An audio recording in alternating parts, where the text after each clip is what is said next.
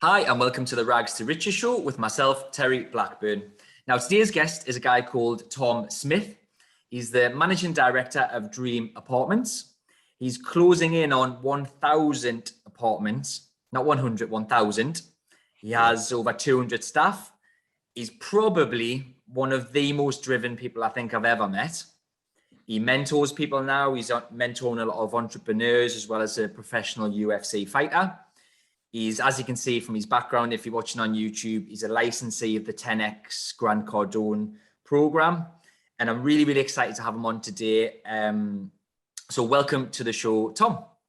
Thank you very much, my friend. I really appreciate it. Thanks for asking me. No problem, mate. No problem. I think you've got a great story, and I think a lot of people will be motivated, inspired by what you're going to say today. So really, really looking forward to it, Tom. So what we'd like to talk about on the show is sort of your life so far and broken down into three parts. The start being how you got into property and business, the middle being the exciting part, the growth part, the big things that you've achieved, which is pretty big from what I know. And then the current is just what your attention is on right now and what you're looking at going forward.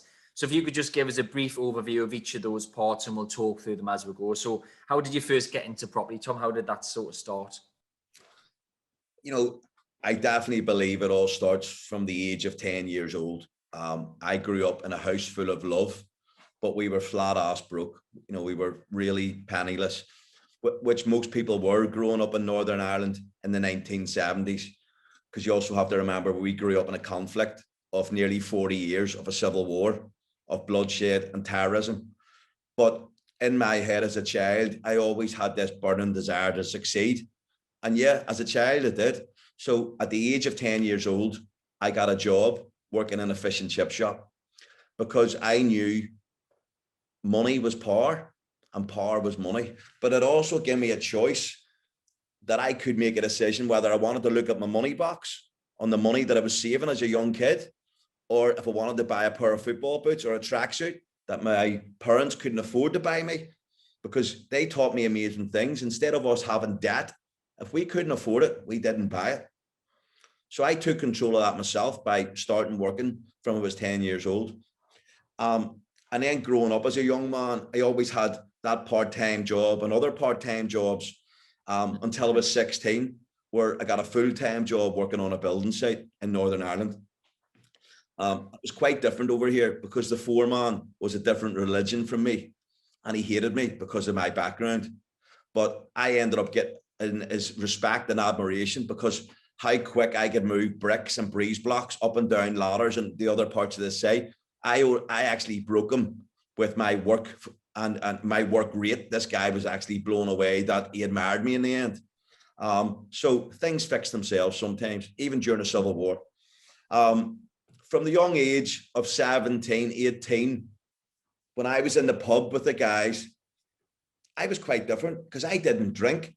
Alcohol wasn't for me. I knew at a very young age, alcohol didn't work for me. So when I was in the pub, I was always looking at brochures of houses and the guys are going, "What are you doing?" And I'm like, "I'm going to buy a house." And they're like, "Catch yourself on." I says, "No, I'm going to buy a house."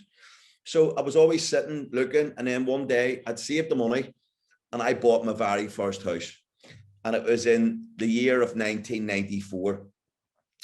And there's something special about that year because I bought in April 1994, but then the terrorism all finished in Northern Ireland and we had peace and house prices completely rocketed. So the house that I paid 34,000 for was worth 105,000 a year later. I put a large deposit down and the equity on this property was then released by me as a young entrepreneur, which allowed me to get onto the actual ladder of starting to buy multiple properties. So was I in the right place at the right time? I definitely wouldn't say that, but my mindset was in the right place at the right time. And when other people were having a pint and playing snooker or pool or getting involved in terrorism, I was buying properties. So that was a young side of me.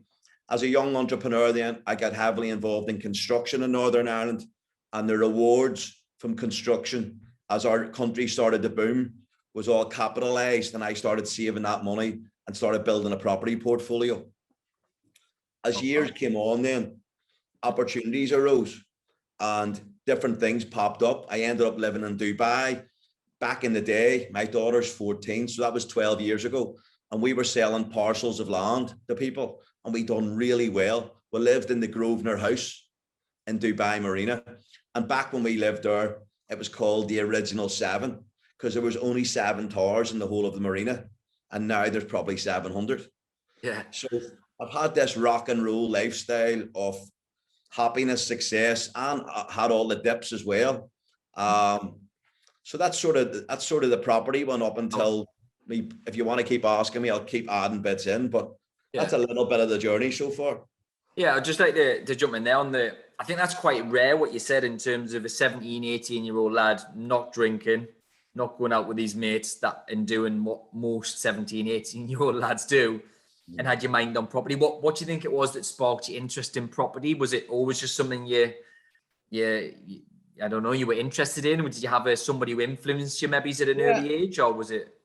If I base it on what I know now, if you listen to somebody like Grant Cardone, who's incredible, and definitely the guy I look up to most in the world, he's always about income producing assets. But as a young guy, I said to myself, hold on a minute here, bricks and mortar, if I buy X amount of properties, as you well know, and they pay X amount of money in rent, very soon when I've got those properties paid off, I can actually live off the income of those properties. So I always had that in my head. I don't know where it came from, but it just made complete sense. And it was definitely the way forward for me. And it's something that I stuck to. And then the journey just kept continuing. And I was an unconscious competent. I didn't know that I was calling all this on through the universe and attracting it. So what I was actually doing was internally writing goals inside my head before I actually learned the power of goal writing. But I've just always had that in it to win it mentality, whatever it takes mentality, and giving up has never been something that I would understand, especially growing up in a country like Northern Ireland. Everybody here just has resilience because of what we have grew up in. So I've always pushed on. Pressure is just one of those things that I deal with very easily. And I just, to be fair, I'm obsessed with success and I love it. I eat, sleep and breathe it every single day. And I don't go to bed at night unless I get that win. If I have to find it in an email, I'll find that win, but it's just in it to win it 24/7. I'm obsessed with success. I can see it in you. Me and Tom I'm actually working with Tom a little bit at the moment, and he's speaking the truth there. I've had text messages at 3:30 a.m. when Tom's up working and writing his goals down. Yeah, man, you do eat, sleep and breathe like success in property, don't you? I think it's clear to see from the results, which we'll get onto as well. But yeah, no, thank you for that. I think it's interesting just to see how you got into it and to hear that you've always just had some form of interest in property. And also just picking up what you said, I think there's a common trend with a lot of successful people is they've had some form of adversity throughout their life and throughout the upbringing, which you're sort of saying you've had as well in the area that you lived in and things. I think that is a common thing, isn't it? If you deal with that or you've experienced adversity, you get a tougher skin, you just seem to be more resilient, as you mentioned, which carries on into your adult life. To give you an example of what we would have found normal, my parents, when taking us to school, would have checked the news, not because they wanted to hear nonsense on the news, which it all is nowadays, but we used to use the news in Northern Ireland like a sat-nav, because it would have showed us what way to go to school or what way to go to work, where somebody hadn't been murdered or where somebody hadn't been killed or blew up, because that was a daily part of us growing up during the Troubles. So, another thing, one time, as a young guy working for a contractor, I was working on a police station roof on this big police station. And in Northern Ireland, if you worked for the security forces, you were a target. So the policeman come running out and says, "Get off the roof." And we're all like standing with blow torches, putting a roof on. We're all like, "Why? What's wrong?" And he says, "Get off the roof." And we all had to get off the roof quickly. And then he said, "Guys, we have just had intelligence. You guys were about to all get shot off the roof there. There's a sniper in the area." Now, We're like, yeah, no problem. Okay. So what did we do next? We had our lunch, but an hour later, we were back on the roof, because that was just something you had to understand was part of being a contractor in Northern Ireland. Most people would never get back on, but that was just part of our life. So it's almost normalized, isn't it? Because well, yeah, our abnormal life became normal. And it was just like having a cup of tea. There was somebody going to shoot you. So, yeah, sound okay. Next. So when you're ever walking into a meeting, the resilience you grew up with, you walk in bulletproof.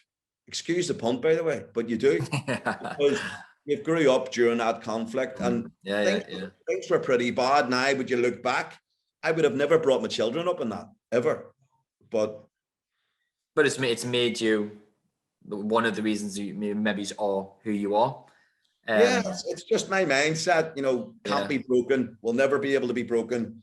And I just get up every day, and one of the biggest things for me is my feet touching the ground and feeling the blessing of thank you, God, thank you, universe.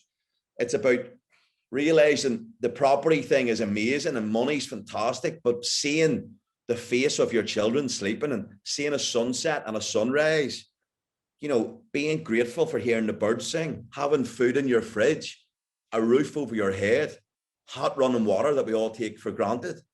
I'm living the life of my wildest dreams, and the life that I'm living, somebody and millions of people across the world would give their right arm to live my life. And that's why, like, yourself, we're both practicing it very well. Gratitude is key. Thanking your staff, writing your goals down, thanking your customers that you don't even get to see or speak to, but thanking them for them existing. The money's an amazing byproduct that comes with our successful life, and you're flying too, which is brilliant to see. But it's also always amazing to remember the little things are as important as the millions. Yeah, definitely. I want to get onto gratitude a bit later on, because like I say, I'm working with Tom and he's mentoring me, and he's got us doing this morning routine, and I promise you the difference in me and even what I've achieved in 2 weeks of practicing what Tom's taught us to do is sorry if I sidetracked or anything. No, it's cool. We'll just run with the interview, see where it goes. But I know the listeners, because there's a lot of property investors and developers listening to the show.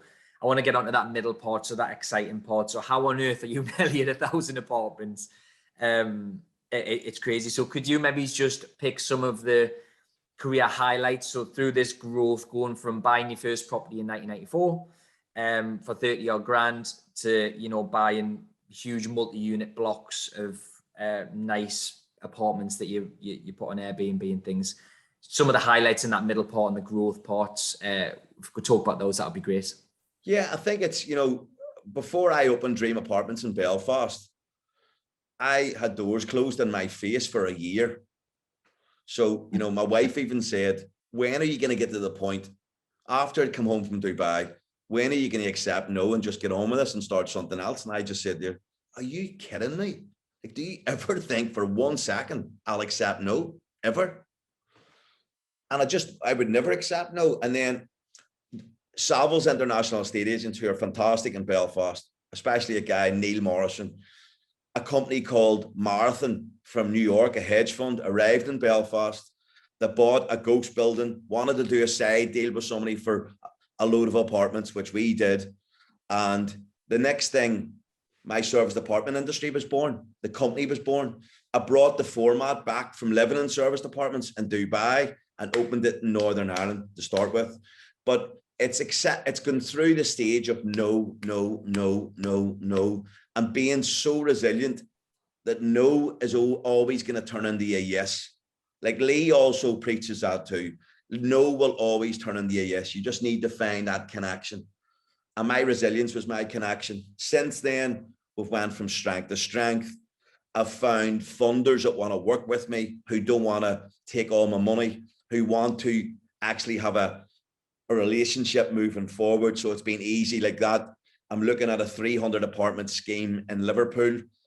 On Monday, I've got an architects meeting for that. But I'm attracting it now because I'm in it to win it all the time. I'm putting myself out in social media. People realize that guy's the real deal, because there's so many people out there that aren't. And it's just, I think it's all down to resilience. and not giving up where most people would. That's the secret in this property game. It's about picking good people to work with too, instead of people that are going to lead you up the garden path and waste 6 months of your life talking nonsense. You know, also find saying no easy instead of wasting your time going on all these meetings. Only go to meetings that will serve you well. Do your due diligence. Once you've done your due diligence, do it 3 more times and make your mind completely focused. Make the main thing the main thing. Get the deal done and move on to the next one. You know, there is no rocket science to this. You just need to be focused. I love that there's loads of gems in there. Just to pick a couple, you know, keep the main thing, I think is massive. I think in the property space, that's quite difficult. Or I certainly see a lot of people, because there's that many different strategies, you know, there's HMOs, buy-to-let, service accommodation, all these other things. People get distracted by all of the different strategies. They get analysis paralysis and don't take any action. Keep the main thing, I think is great advice. Just going back to the hedge fund situation. So they sort of backed you like as an investor, I'm assuming. Is that to purchase it and you worked out some sort of deal? Yeah, we build it and pay them back. Yeah. Well, the building was already built. The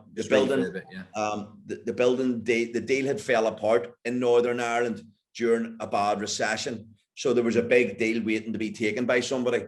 They come in and bought 320 apartments and then started carving up into parcels, and they done incredibly well, and so did we.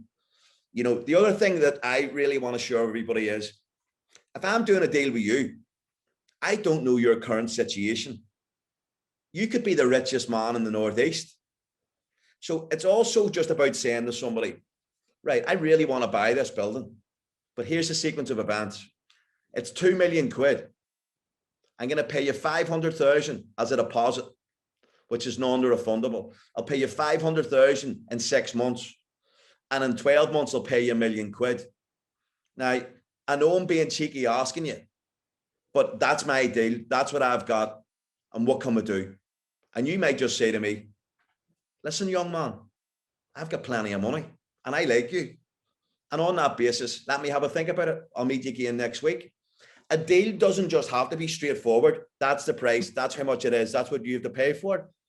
Everybody should be chancy and say to somebody, this is the way I can do the deal. This is the way it suits best for me. And if you work with me, I'll work with you the rest of my life. Now, can I please do it this way? We don't have to follow these rules, supposedly. You have to have the courage to say to somebody, this deal works for me on this angle. Does it work for you? And what you'll find is some very high net worth individuals will say yes to it. It doesn't, there is no just, that's the way to do it, that's the right way to do it, and that's the wrong way to do it. If you're in for something, ask. Don't be the worst somebody can say is no. I only get yeses, so I ask everybody. Love that. I love that.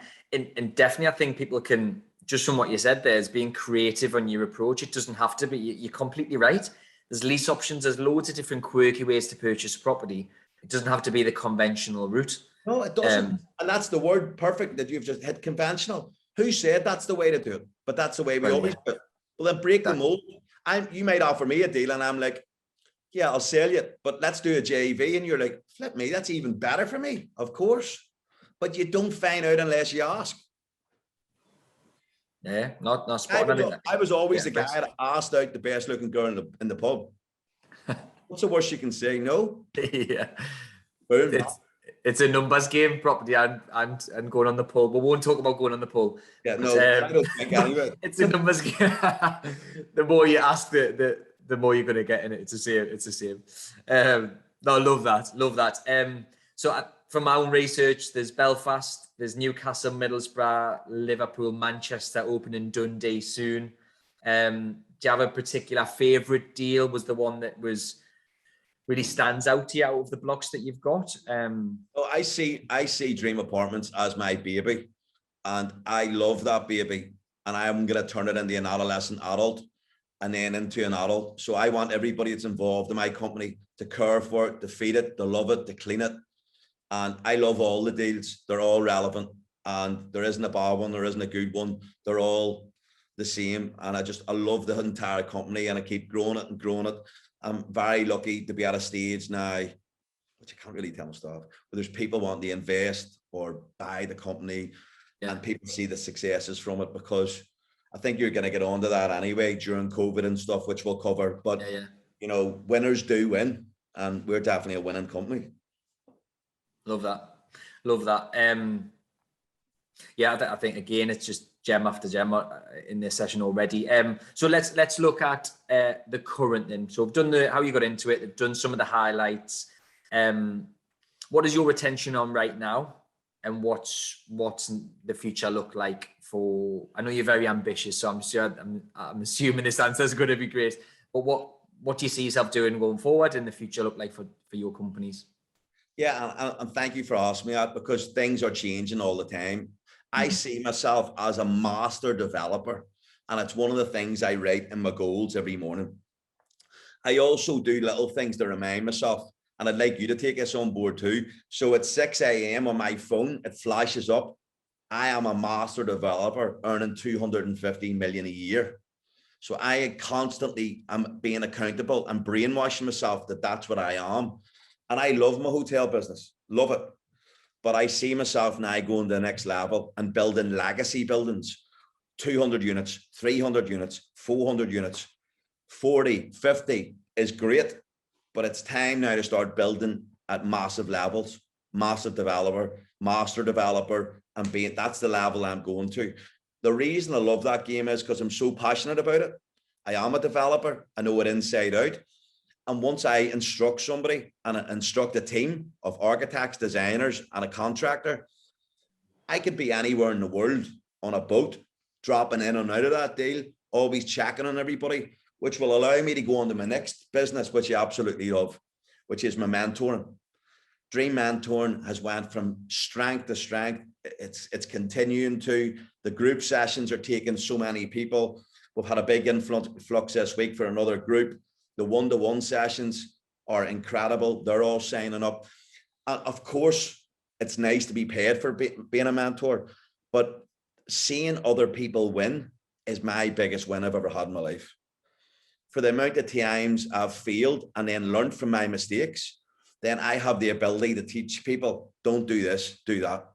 And it isn't come from a textbook or some Americanized thing that somebody's trying to bluff. This is my life. This is how I live it, and it works. And you're living proof of how successful it is, and you're only joined up. So master developing the hotel business. I've also started writing another new book called Whatever It Takes.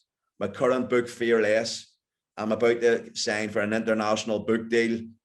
And I genuinely, my life just keeps getting better and better and better, but I never take it for granted either.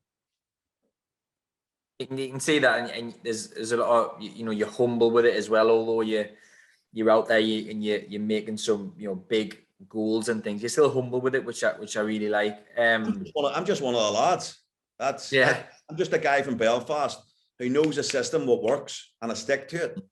And I always would say to people, if I can do it, you can do it. Just a guy from the street, and that's all I'm doing. Well, yeah, definitely. Love that. So the development, which kind of leads on to one of my questions that I was going to ask at the end, but I'll ask it now. So obviously I've known you for a few weeks now, been chatting a bit online on WhatsApp and stuff. You do seem like you're doing a lot of things. You've got this successful hotel business, you've got the developing, you've got the mentor, and you've got a family as well, writing books, all these different plates that you're spinning. What advice could you give to somebody around the multitasking element of running multiple businesses? And just any advice on doing that, because just before you answer, I personally feel I'm quite good at multitasking. I do a lot of different things, but I also know a lot of people who really struggle with even one business. What advice would you give, Tom? Well, I find it easy, and I do, because I'll explain it in two different ways. One way is I close my eyes and I see all the different parts of my life as bonfires. So I'll see my family life, my hotel business, my development business, my author book writing business, Dream Mentoring, my off-plan property sales business, my roofing business, and I've also got 2 construction companies. Now, I'll look at all those bonfires, and in my brain, I'll see them all, and I'll see my family life burning really well, making sure my wife's love tank is full, feeling appreciated. I'm spending quality time with my kids. I'm spending quality time with the dogs. We're doing stuff together as a family. So that fire's burning heavy. It's burning well. I'll see dream apartments burning well, construction burning well. And then I might look over and look at my book and that fire's burning low. And I go, I need to put more wood on that. I need to put more energy in that. I need to take more action. What are you going to do, Tom? Hold on, grab a bucket of petrol, boosh, and the fire burns. And I always close my eyes and I need to see them all burning equally. And if they don't, I know what one to put fuel on and I step it up, I take massive action and I make it happen. The other thing that I do is I'm privileged to be doing this meeting with you now and the podcast. But when I walk out of here, I'll put a different cap on and I'll turn into a marketing guy and I'll have my marketing meeting. I've then to go to a building site in Belfast where we're building social housing. I'll send you a photograph. And when I put that hat on, I'm the developer. I'm the guy who's looking for snags. Why is that bucket of cement went hard? Why have we wasted that money? And everybody's like, he misses nothing. Then I'll come back. I might drive down the road and be the loving dad. Then I'll go to my accountant. I'll be sharp as a tack. Where are we going? What are we doing? Why are we paying this? What should we be doing? And I put different hats on and become a different person in all of those businesses. And then I go home. And sometimes if I still have one of those hats on, my wife will say, you're home now. Watch what way you're speaking to me. And I'll go, boss, you're right. You're right. I'm sorry. I forgot I was still in work mode. And she brings me back down to Chinatown in 2 seconds flat. So that's my answer for you. Hopefully. Yeah. No, that's great. I think what I'm picking up there is, I think you must be very self-aware, because in order to take one hat off and put a different one on, you've got to be very self-aware of who you are and what's the right course of action in the right situation, right? I love the bonfire analogy. I pictured the bonfires when you were doing that and throwing the petrol on and the wood on that. I think that's a great, analogy, but it's also great that get them equally. But what I have to share with you is too, I'm not one of these unique individuals. Recently, and I'm more than happy to tell, I've been living in Manchester 3 or 4 days a week, and my relationship, marriage, time with my kids all started going out. Smoke started coming out instead of fire. And I had to go, hold on, I'm a dad. I'm a loving husband here too. And all of my energy was going into business. And that fire nearly went out. So I'm really lucky that I was able to stoke that fire back up into a burning inferno, because my 2 daughters are my life. My wife is a 20 out of 10. Such a clever, amazing woman. Why would I want to lose that when I just simply need to do what I teach in the mentoring program? Have a balance, because it does exist. Getting up really early in the morning lets me do a lot more, but I need to remember my family's number one. That fire is the most important fire, and it nearly went out and I saved it before it did. So that's why that analogy really works for me too. Yeah, I love that. And I think it's a powerful thing, because again, being self-aware, being aware that the fire's going out. I know people who are too focused on the career and making money and all that, and they don't even know what's going on their other bonfires, and they neglect that, and it goes out completely. The biggest win I've had this week was taking my daughter to school today and having the most craziest laugh in the car. And it was just hilarious, the time I spent with Farah this morning. And, going home tonight, and my 21-year-old's going out and she looks stunning. So does Farah, so does my wife. But to see them kids happy and secure, that out trumps everything else, And sometimes people need to remember that. Yeah, definitely. What are you working for? I'm working for a legacy to give those kids a life of their wildest dreams, but also as really 2 hardworking female warriors too. Love that. If they're anything like you, I'm sure there'll be warriors. Don't really take shit off anybody, should I say? Yeah, I can imagine that. Yeah, well, he said there's a video that one of them hitting the pads today. I wouldn't like to spar with that, but that was just 14. 14. She hits like a pro. I can imagine. No, I love that. Thank you for that. I think that's a really, really good point, and I hope that people listening or watching can relate to that and maybe think about their own bonfires and think about, do I need to put some water petrol on a certain one? Get them nice and balanced. I think that's great advice. Thanks, Tom. Couple more questions. So I'm right in saying, I don't know the exact number from my research, but there's hundreds and hundreds of properties you have bought within a short space of time. You're talking a couple of years here. What advice would you give to other property developers or investors or people just in business, I suppose, on scaling up at such a rate in such a short space of time? What advice could you give to people wanting to do that or going through that now? I think, it has to be relatable. You have to buy properties that people want. I think one of the big things that I always do is not to buy trophy buildings. Because if you buy a trophy building, sometimes it's your ego buying it and you're like, yeah, and you're falling in love with it instead of realizing what the user needs it for. And then you're not getting the right yield on it. And there will be times for successful individuals like yourself, as you go through the process of retaining a gorgeous building, and you deserve to, and your money and your reserves will let you. But in the meantime, we need to always have buildings that are completely rentable all the time, that become COVID proof. Also, there's so many things we need to be looking at. So if I was going to give anybody advice, I would always say what rents, what's affordable for people is what I always stick to. The great thing about me is the properties that we buy and retain, I also lease them back to my Dream Apartments company. So Dream Apartments is paying off my own debt. It's a win-win. Think on your feet. No, that again, going back to one of your first points, being creative. It doesn't always have to be conventional. Just on that. So I definitely agree, by the way. I think too many people in property, emotion takes over logic, and you've got to let the numbers guide you, not your heart or your gut. Gut's important, I feel, also, but it's numbers, isn't it? I could spend stupid money on putting recessed ceilings into buildings that I don't need to put money into. We've just finished a block of apartments in Belfast. Well, we're finishing it for social housing. I'm delighted to be doing something, giving back to the community, but I don't need to put recessed ceilings in and waste another 30,000 on something because I like recessed ceilings. Yeah. Some people do, I know, but let's put a nice chrome fitting on. Why? You're also probably going to break the specification and be penalized for it. If you're doing high end, do high end. If you don't need to do it, don't.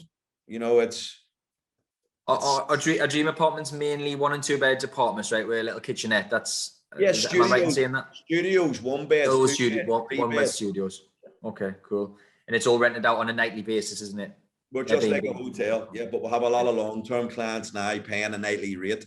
And then I know you're going to be moving on to COVID. I'll answer any questions to do with it. Yeah, because I think that links to that nicely. So obviously I know how you've done this from our conversations, but I think it's a really interesting point. So during COVID, obviously the service accommodation, hotel, that sector was obviously obliterated. Probably hundreds, if not thousands of hotel type businesses went bust, I'm assuming. Oh, big time. Yeah, I mean, they really, really struggled. They were hit massively. Just to put that into perspective, we work with a company from LA called Newbook. They're our software provider. And they were sharing information with us. Out of all their clients, hundreds, ourselves and a company in Norway were the only people that survived COVID. Everybody else went bust. Really? Which is so scary and sad. Yeah. You think the amount of people affected, there are buildings taken back off people, unemployment, people losing their houses because of no jobs. That's the part of COVID people don't see. Yeah. No, you're right. You're right. And that makes, what you're about to say probably even more impressive. So could you just tell the listeners what you decided to do, obviously when COVID hit, in terms of this pivot that you made at Dream Apartments to make sure they were still all filled, and you turn a really negative situation into a positive one? Yeah. So in anything I do, even when I'm in the gym, there's 2 words I use in all my life: massive action. So we took massive action. As the world and people were running to the hills for safety, and rightly so, we decided to take massive action. We were very blessed in the service department, apart hotel industry. We were allowed to be open. Hotels had to close. We were allowed to be open. So we seen it upon ourselves that we were also, and we were granted this, that we were essential workers as well. Now, what did we do? we started making 5,000 sales calls a week. Now, 4,500 sales calls sometimes is an empty, dead phone because people aren't at work or are furloughed or companies have went bust. But what did we do? We started getting the 500 a week that were. So we had Amazon staying with us. We had people that were working in the ports, airports, police, nurses, right across the whole board, all essential industries and all essential businesses. We put it out to everyone that we were open. So we were actually helping keep the cogs of our economy going. Construction, which I think was a brilliant move by Boris Johnson, was still allowed to carry on. We started getting construction, but everybody staying with us, all the foremen, the architects. What did I do? I decided to walk the streets of every city and walk into every building site. In Manchester, we opened on the 4th of January in a grade 5, the highest lockdown that there could be. And 2 weeks later, we were fully booked. I even shared it with the Grand Cardone team who played it in front of everybody in Miami. How did we do that? We took massive action. So every foreman in every building site knew the Irish guy called Tom. And when there was welders coming from a different city or fitters or plasterers, they would have WhatsApped me and my sales team, and then they were staying with us. We also took massive action. And instead of staying a service department company and struggling in cities like Liverpool and Manchester, we also became an estate agent. So we rented our apartments out on a monthly basis and started having, instead of having 20 empty apartments, we had 20 additional full apartments from people paying a monthly rent, which included all their bills. And we just started winning. So we started not only surviving, but started thriving, which enabled us to do something quite insane, but calculated. And we took on an additional 220 apartments during a global pandemic and expanded when nobody else in the world even thought of doing it. We were doing it. A massive action was the thing that enabled us to do that. That's unreal. And just to clarify, in case you were making 5,000 outbound calls, your sales team were targeting construction firms, police, all these sometimes essential workers. Sometimes it's a dead call. So when you're phoning that and it's dead, you phone down straight on the next one on a database with all the numbers. We're just boom, boom, boom, boom. And then if I'm walking around cities and I'm seeing different construction companies, what I do is I take photographs of everybody that's working in the city, send it through to my sales team in the snow and the rain, walking, a managing director. So what? It's my company. It's my baby. It's my livelihood. That's my staff that I have a duty of making sure that they survive COVID too. So we did whatever it takes to survive and we won. Followed every lead, asked for referrals, kept winning. And we done really well through COVID because we took massive action. Love that. Absolutely love that. And again, there's a lot of Grant Cardone stuff in there, similar to what you're saying, isn't it? It's the massive action thing. And when other people are retracting, you progress and all that. And that's exactly what you've done. And fair play, man. Fair play. Yeah, it's a testament to you in your mindset, I feel. Just before going to the last couple of questions, just on mindset. So I'm doing some mentoring with Tom. You could probably talk about mindset for the full session, but just around mindset, how do you keep this type mindset that you've got? It's probably just the norm now because you've done it for so long, but maybe someone who's got a bit self-doubt, how would you switch that mindset? I need to disagree with you there because I am definitely a human being too, which some people don't think I am. They think I'm a machine. I think I'm a machine also, but times I can go through months of goals, gratitude, mantra, and I'm boom, boom, boom, all day, every day, on fire, high octane. And then one morning I'll wake up and I'll get attacked, dread, anxiety, fear. And I'll be like, oh my goodness, what has happened here? And like I wrote in my book, Fearless, I've taught myself to fearless or be fearless. And I also understand dread, anxiety, and pain exist here. For anybody listening on the podcast, I'm showing my hand at a certain level and then my other hand above it. If I'm in on that level, it's like being on a radio frequency. I might be on a frequency that's dread, anxiety, and pain. I don't want to be on it.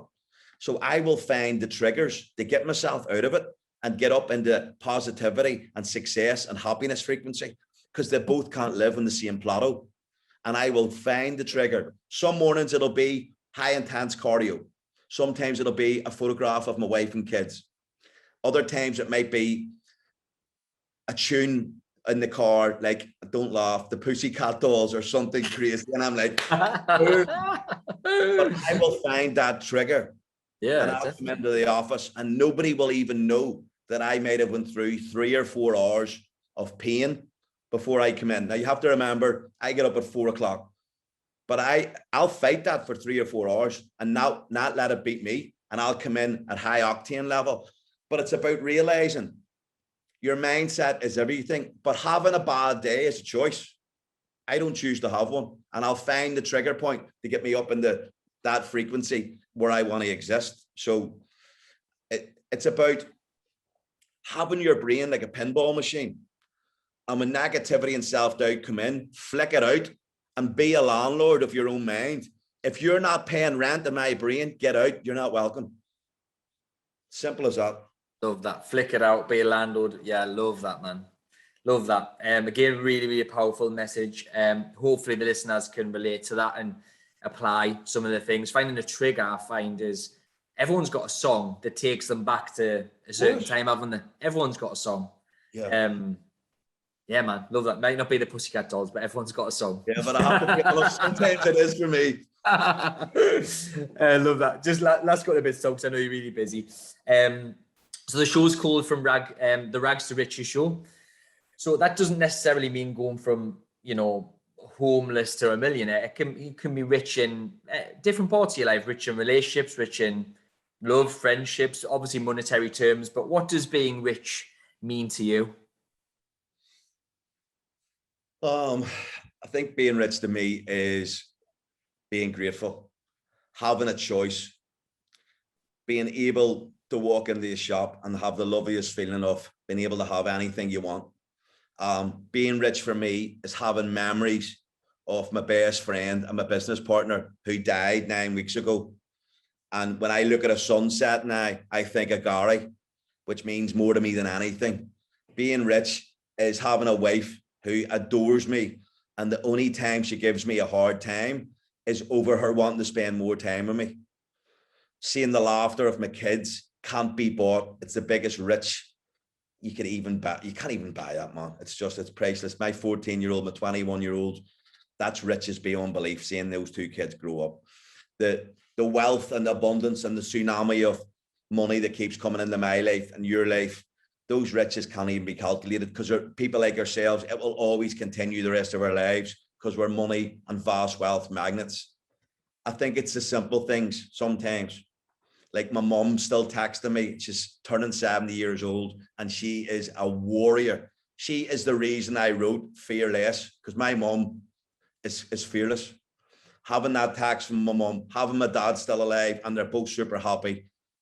That's the biggest riches in my life. All those things. And like I said before, the money's the amazing rich byproduct that keeps coming with our successful life. And it's just part of our journey. And gratitude in my heart also is just second to none. So great answer. I think it's one of the best answers on the show so far. But also, something just came to my mind. I've been listening to 10X this morning on audio after I'd done all my mantra and everything. And it was the part where he talks about it should be, you can have everything and not either or. And you're saying you are rich in all these different parts of your life. And going back to the bonfires as well, you've got everything that you want. Some people still have the view of it, well, I can't really go to the gym and be dead healthy and fit as well as have a career. It's not either or, it's everything, isn't it? And you want to be rich in everything, and that's great. You can't do it all, because it's all a choice. It's a mindset. Even my sobriety, like I've had my falls like everybody, but it's rich in making the right decisions. Like I am just so delighted to be a sober guy too, and going to AA and stuff. Again, I've started going again to keep myself accountable to live this life of my wildest dreams. I just feel life is a complete blessing. I really do. And once everybody starts realizing that, some things, step back and take a look at yourself and realize, why am I complaining? You're alive. My best friend will never see his 2 daughters again. So I'm a billionaire. I'm the richest man in the world compared to that guy. And that's it. Powerful, man. Yeah, man. It's a really powerful message. Yeah, if you're watching it, you can see Tom's enthusiasm when he's saying that, and in his conviction. If you're just listening, you can probably hear it in his voice. Yeah, thank you for that. Just to wrap up, if anybody wants to reach out to you, Tom, if they want to follow what you're doing, your journey and all that, what's the best way for them to reach out, Tom? Thank you very much. So I am Tom Smyth, SMYTH, on LinkedIn, Dream Apartments. I'm also Tom Smyth, the entrepreneur, on Instagram. I'm on TikTok, I believe. My team do all that for me. But yeah, please feel free to connect. And I'm also Tom Smyth, Dream Mentoring. If you're interested, please send me a DM. I'd be more than happy to speak to you. Amazing. Thank you so much, Tom. I've loved the episode. Thank you for your time, and have a fantastic rest of your day. Thank you very much for asking me. I really appreciate it. No probs. Thanks, Tom. Yes.